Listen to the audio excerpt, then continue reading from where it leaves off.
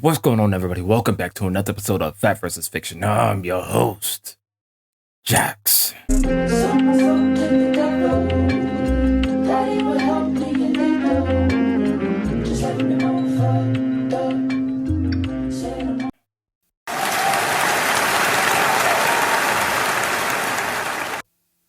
All right, and for today's video,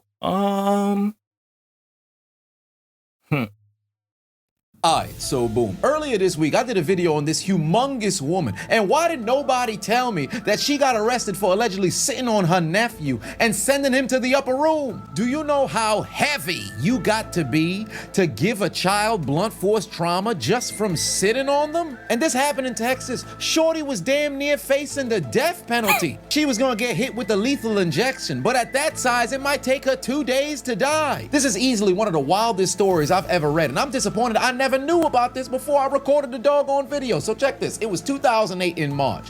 Her nephew was taken to the hospital suffering from some breathing difficulties and also had a head injury. He later died from the wounds, unfortunately, right? She ended up becoming the prime suspect because for whatever reason, she said it was her who killed the child.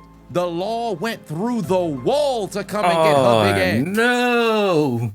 Oh my goodness. Oh, they had to cut out. Oh my gosh. And they got a U-Haul. Oh my god. Oh, that's a big. Oh, no. I mean, what in the world? They transported her to the station in a U-Haul on the very bed she sleeps on. Also, let it be known how many people is on staff here just to transport her into the U-Haul. Oh wait, how many people up here? We got 1, 2, 3, 4, 5, 6, 7, 8. God dang. How you get that big in the first place? How you let yourself get that big? You can't even wash your booty. You can't even wash your crack. Ooh. I don't even want to know what it smelled like in there. You got 5 in the truck. Oh no, there's somebody else right there. That's 9. God dang. The outside and 4 additional inside the crib. Shorty got a whole. Jeez, man, why you get so big? Look, and then I don't mean to make it like that, right? But there'll be women that be like, oh, I want to sit on your face.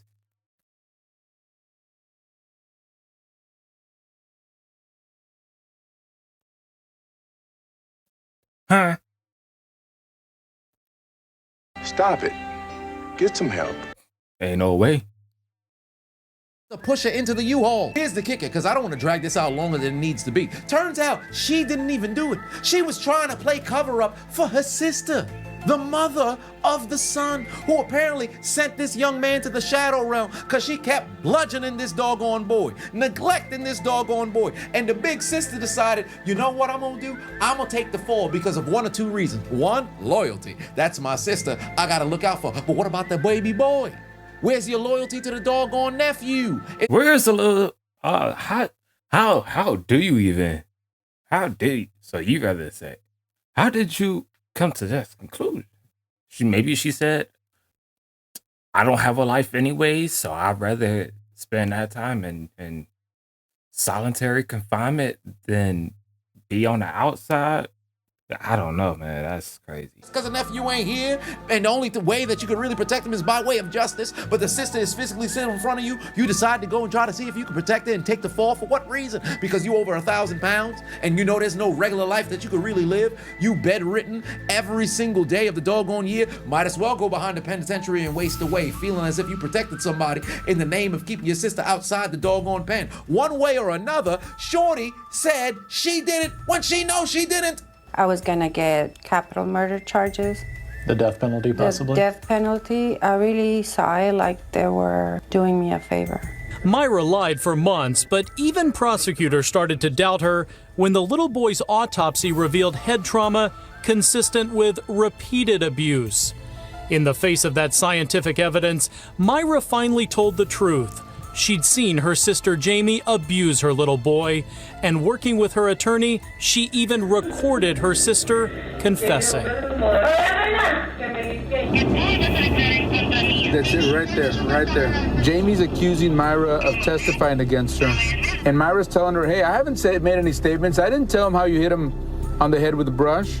A logical person would say, I didn't do it. It wasn't me. She would acknowledge, and she wouldn't resist the implications for Myra. Charges were dropped against Myra, and her baby sister Jamie was arrested on child abuse charges and is now serving 15 years in prison. This demon not only bludgeoned her son so much so to where he died, she was also angry at her sister for reneging on taking the fall for her. Mind you, when they charged her with 15 years, it was 2010. She was 22. Hold on, wait a minute. 2010, 15 years. This bitch free this year. We can't expect God to do all the work. But wait a minute. How was the big sister gonna get? How was she gonna get life, but the little sister only getting 15?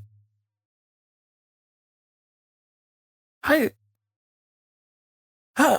they gonna get the person who actually did it, the one that actually, took her son's own life? How she only gonna get 15, but the big sister was actually gonna get life in prison? That's weird. This big woman lived 3 lives in one. You was on trial for murder, only to find out that you were framing yourself in an effort to protect your sister. Then you were over 1,000 pounds. That's a story in and of itself. And then she lost all the weight.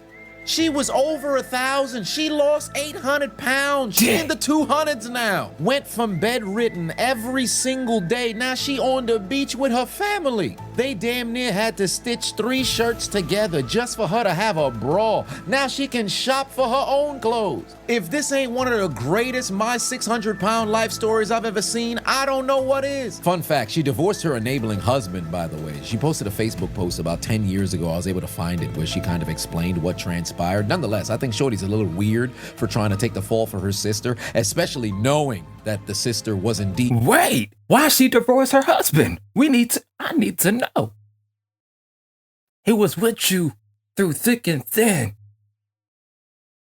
Quite literally. And you divorced him. You was 1,000 pounds, lost 800 pounds, and now you gotta go. How'd they even do it? It's a lot of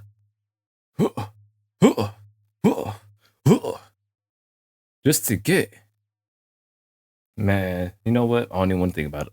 Abusing said child. Why would you want to take the fall for that? But I guess when you're in this state of mind, you do crazy things as well. You over 1,000 pounds. Clearly something wasn't clicking. Whatever the case may be, unfortunately, she didn't get a chance to live a very long life, because just last year in February, she passed away at the young age of 43 years old. So I say all that to say, moral of this story, make sure you take care of your health. Above all else, make sure you got your mental in check as well. And if you just so happen to have any friends or family that just so happen to be out here abusing children, please do not mess around and try to take a fall on their behalf. Let them deal with what comes their way. In fact, you should do everything that you can to make sure that they face the justice that is definitely on the horizon for them, because the dildo of consequences rarely arrives lubed. Why he say it like that? Why did he say it like that? That was weird. But all right. Rest in peace to her. But I mean, that was crazy. 500 pounds or 1,000 pounds, lost 800 pounds, got divorced, went to jail. Maybe, well, not all in that order. Took the fall for somebody, came. That's crazy, man. That's a long time. That's a life to live. And she was 46, 43 when she passed. God dang. Interesting. How the tides have swifted. But yeah, interesting video. Hope you guys enjoyed this video. If you did, you know what to do. Hit that like button, comment down below, subscribe, do all that good stuff. And I will see you guys in the next video. And guess what? If you are not there, then you are square. So till next time, peace.